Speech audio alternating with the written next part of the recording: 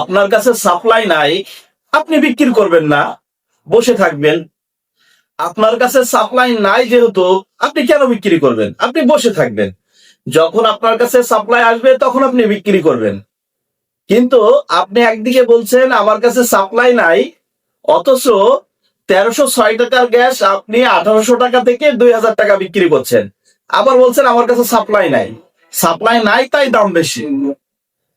আরে ভাই, সাপ্লাই নাই আপনি বিক্রি করবেন না, তাই বলে তো আপনি 1306 টাকার গ্যাস 1800 টাকা 2000 টাকায় বিক্রি করতে পারেন না।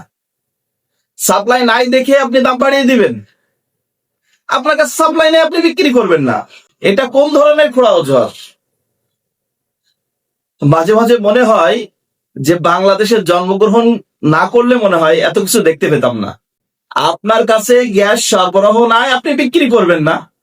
আপনি বলতেছেন আমার কাছে সরবরাহ নাই, আমার কাছে সাপ্লাই নাই, গ্যাস সংকট, তাহলে আপনি বিক্রি করবেন না, আপনি বসে থাকবেন। কিন্তু আবার দেখা যাচ্ছে যে আপনার গোপন গোডাউন থেকে আপনি ঠিকই গ্যাস 1800 2000 করে বিক্রি করছেন, আবার বলছেন আমার কাছে সাপ্লাই নাই। এটা কোন ধরনের কি? বুঝলাম না ভাই। আপনারা যদি কেউ বুঝে থাকেন তাহলে কমেন্ট বক্সে জানাবেন।